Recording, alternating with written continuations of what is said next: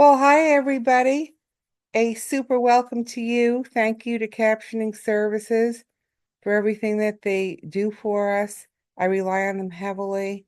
Always a pleasure to have that skill set right at our fingertips, no pun intended. Happy winter again. Love to be here with you. Today I have a wonderful little picture. This picture was really iconic and popular in many ways, 1970s, very often in the Bronx, which is one of the boroughs in the city in which I come from originally. And in fact, this picture really represents so many things, not only to me, but to a class system, to a social stratification of the time. Clearly here in Rochester, just to give you a little idea of where I'm going with my observation today. Here in Rochester, we have some avenues. Lyle Avenue looks a lot like this. We have avenues A through D, that would be A, B, C, D. We have Clifford Avenue that has a lot of this type of presentation, burned out buildings, abandoned buildings, etc. And today I want to talk about the aspect of imperialism, this idea that, a country, a town, a philosophy will be far reaching, will extend to other people, that we want to make people in the likeness of ourselves. I think to myself, Shakespeare, the fairy tales, and poverty, how it is that we handle poverty. How did we handle poverty? And what is the future really in literature in talking about poverty? I think of the great plays, the great musicals, especially. I think of Oliver Twist. This whole idea of growing up, in an orphanage, finding himself really without parental supports, caregiver supports, finding himself at the beck and call, the mercy of other people. I think about this character frequently because we see this character frequently. Why? Maybe not in our lives so easily, so readily, but there are many people in our country, as well as other countries, but I'll speak specifically here in our country, that we really don't see. They're sort of hidden in the shadows. In another lecture cast with you, I talked about Eastern Tennessee State University. I talked about Appalachia studies. I didn't really talk much about Appalachia literature, but it really is an interesting movement because for a very long time, and I say we as a culture, we as a society, certainly those of us in education, K through 12 format, we thought that perhaps it was hard to take serious the stereotype of the Appalachian literary works, that perhaps in education, in telling story, retelling story, one of the reasons that Appalachia writers really were not received until the 1980s is because we as a context, as a culture, felt that they didn't offer enough richness, that nobody wanted to sit around and read about activities of daily living that were very basic, that were very rough, very poor. You know, in the 1960s and in the 1950s, there was an awful lot of media that talked about the Appalachia region, that talked about all of these situations that people in Appalachia face, having shoeless children go to school, etc. Uh, People living in one-room ramshackle shacks. And to some degree, it really wasn't an exact portrayal of everything the Appalachia region offered. But unfortunately, like this picture I shared with you today, people get a vision in their mind of how something is, whether it's local, regional, national, global, and we just stick with it because this is what we were told. I think to myself, Shakespeare, Grimm, Aesop, all of these writers, both domestic and foreign authors of fairy tales, etc.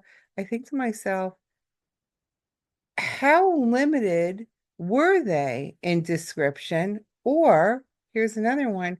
Is it that we weren't really so far advanced territorially that people had all of these um, different aspects of living, different aspects of lodging?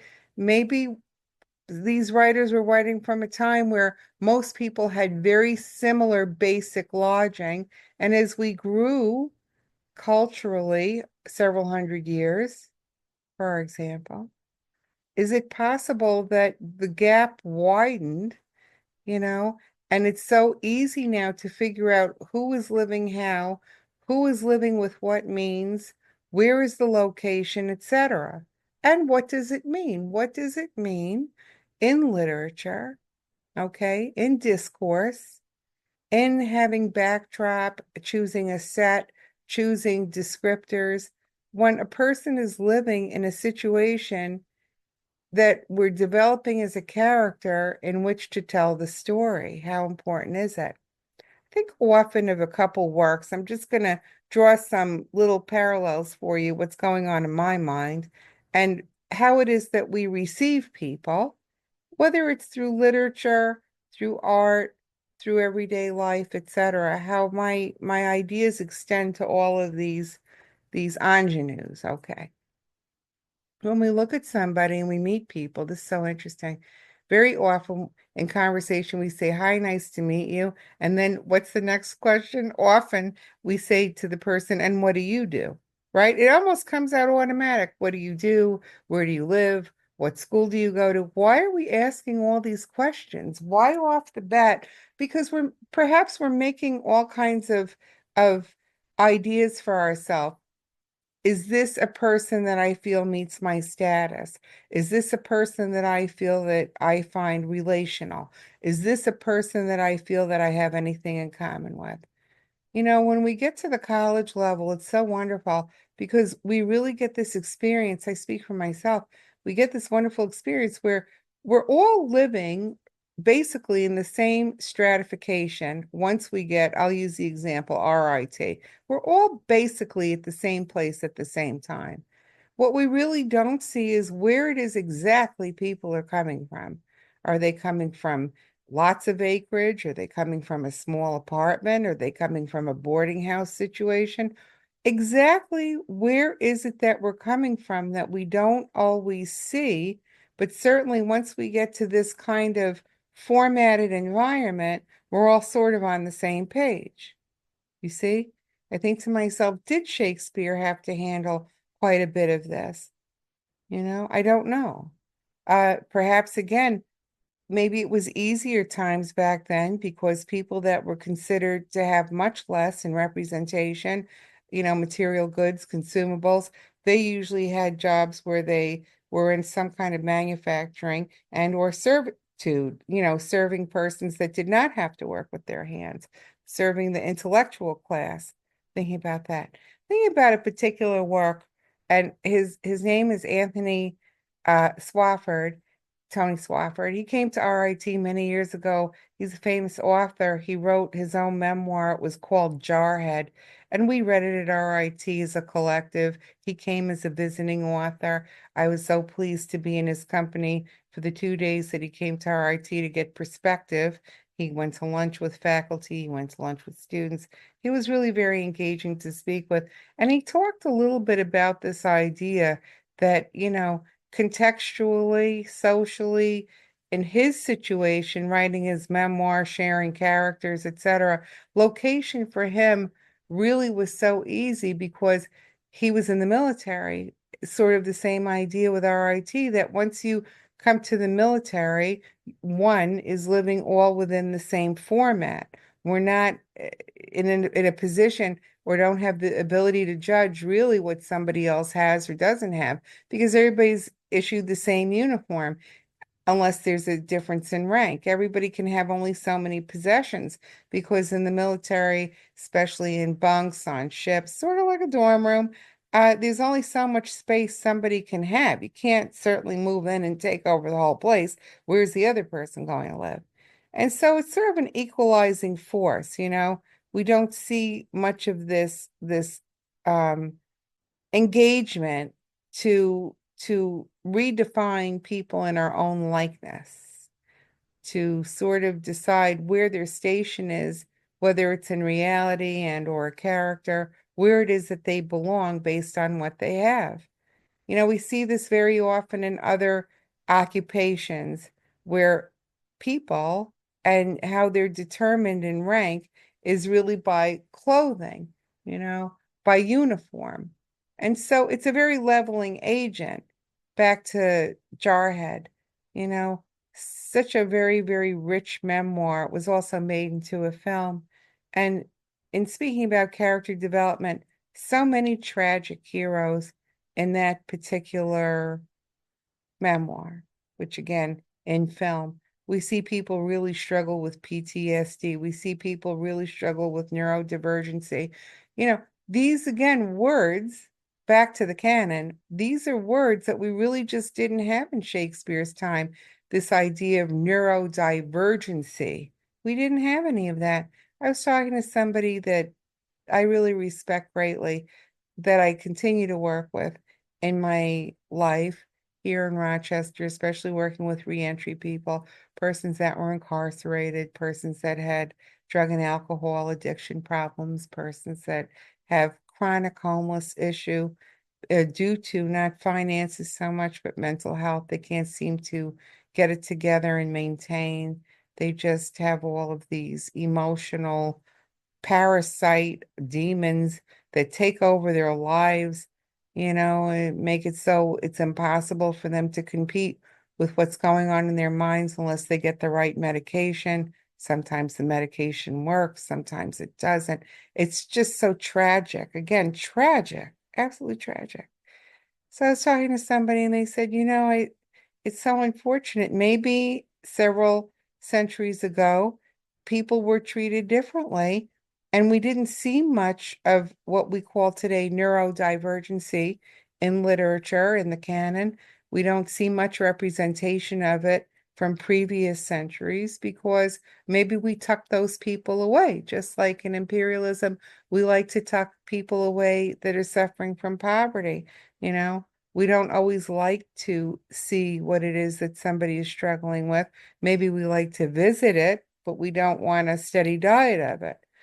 You know, I think of these things. I think of the film, which was taken out of a novel, Forrest Gump. You talk about neurodivergency, you know, clearly a character who suffered to some degree with some kind of a developmental delay, we could say, you know, and how this character is so endearing because this character was so written off from the very beginning. If you're familiar with Forrest Gump, he's really sort of the triumph over tragedy, you know? Whereas in so much of literature, we see the tragedy over tragedy. We don't often see much triumph. Uh, and when we do, it almost seems like it's a miracle, you know?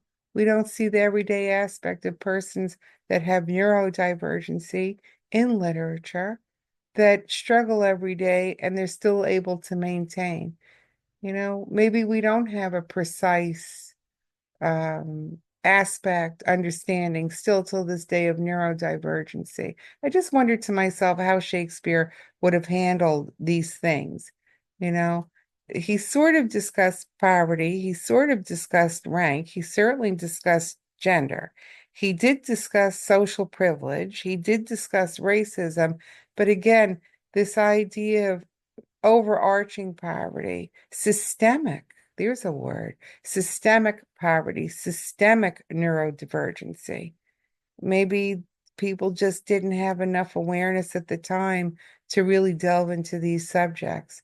I think to myself, in literature, literary studies, cultural studies, where have we really seen much representation of the chronically poor, chronically homeless, and chronically neurodivergent or chronically mentally ill?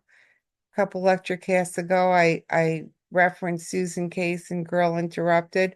You know, certainly sort of new for our time. People really didn't want to discuss in literature and or film mental health. the whole idea of mental health asylum, sanatorium. People just didn't want to. Uh, I'm sorry to say that many times a lot of these discussions were really riddled with shame. Family systems didn't want to admit when somebody was suffering terribly. They didn't want people to look at them differently. We still have these situations today here in Rochester, 2025, very current scenarios.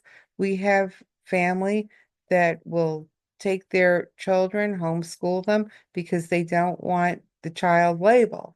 They don't want people in and within community to see that the child might have some mental health struggle, emotional wellness struggle, behavioral support struggle, uh, epilepsy. A long time ago, epilepsy was a situation that many people felt several centuries ago that people should be sent to sanatorium and tucked away. And we know today, of course, nobody is tucked away for epilepsy. It's a neurological scenario that's often controlled by medication. But how it is that we treat people.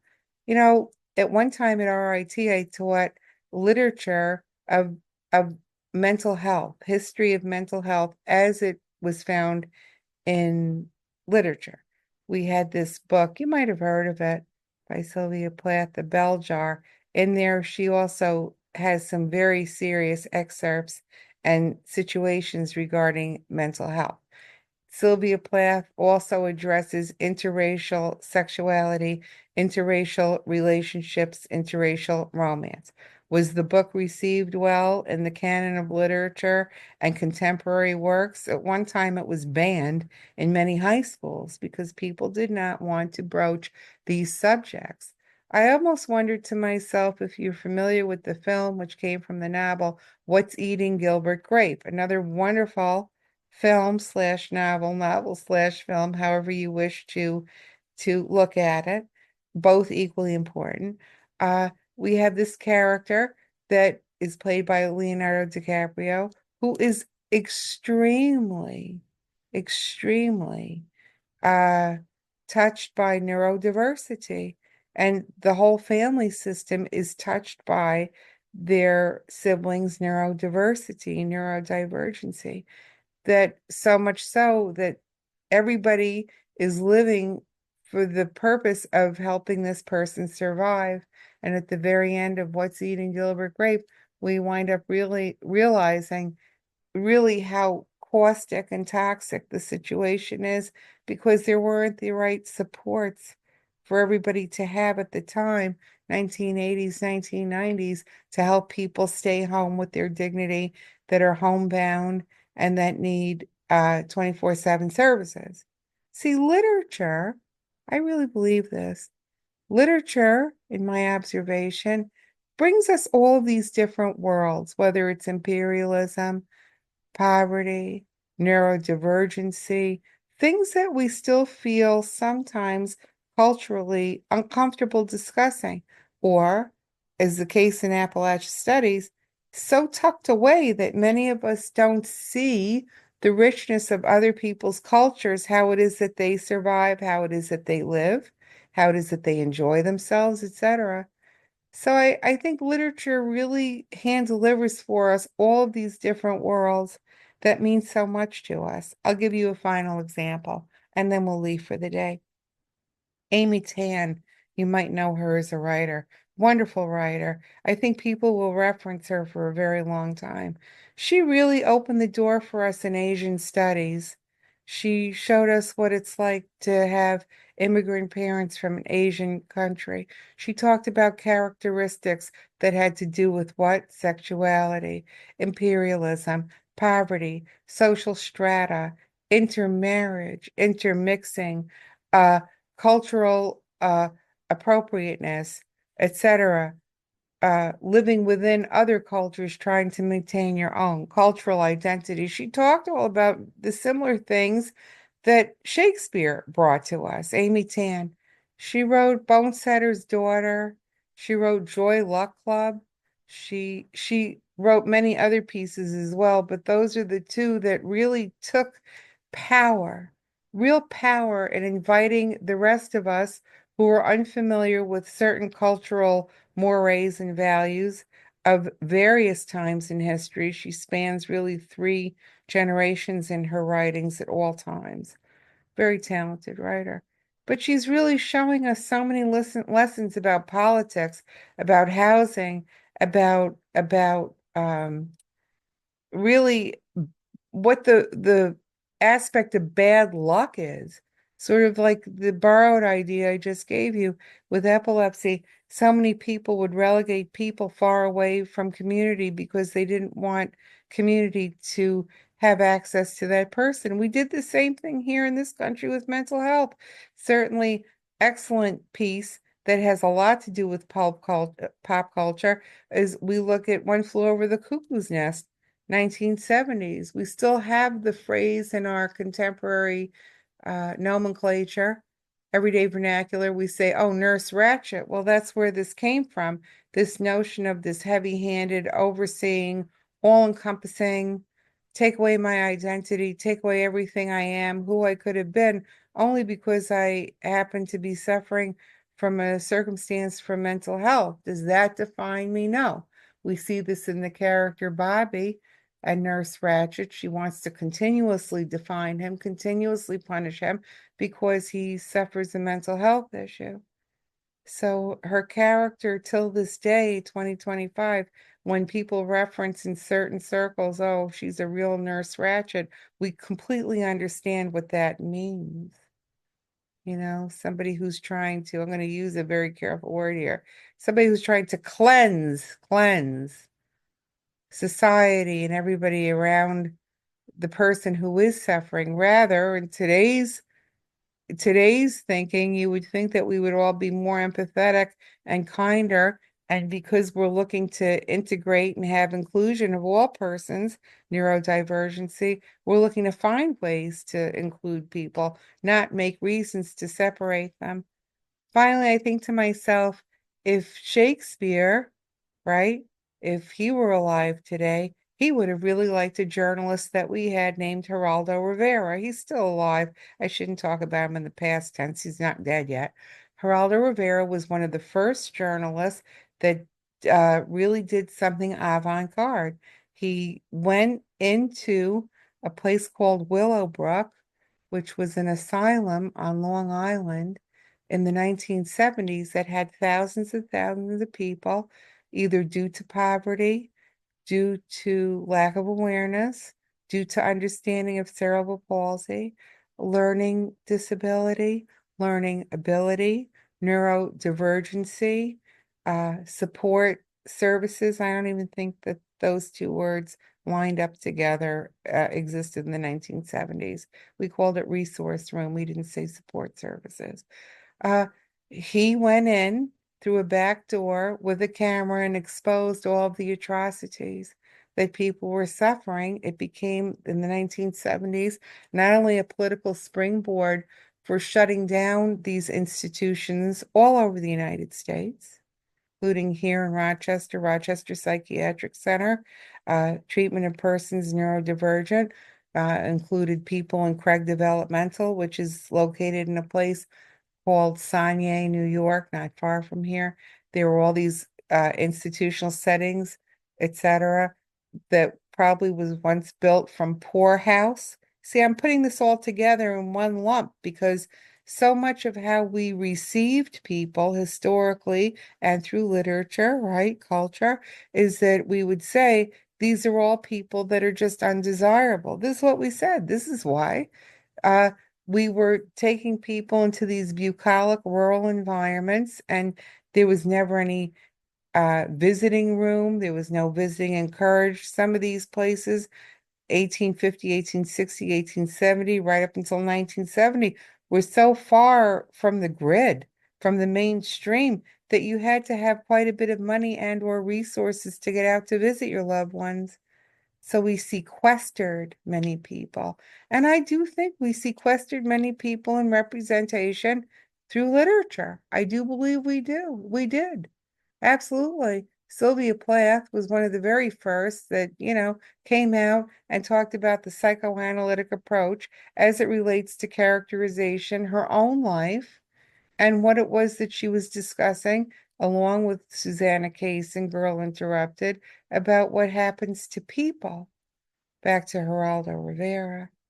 It really was a springboard for many of these places closing for us to have a kinder discussion about neurodivergency and persons that perhaps need supports, whether it's financial, economic, educational, psychological, sociological, anthropological, etc. You know, just so important, these ideas. Anyway, I'll leave you with those thoughts. It's always a pleasure to be here with you. I like to give you just some observations as we move along because it's something that we're continuously asking ourselves in this course. What is the purpose of literature? Why do we keep retelling these stories? Who is it that we're looking to include? These are really the big questions. What is it we're looking to convey in meaning to other persons? Is it important to have meaning, you know, etc.? So blessings to you always, and you just enjoy yourselves on this beautiful, snowy and windy day. See you soon. Bye-bye.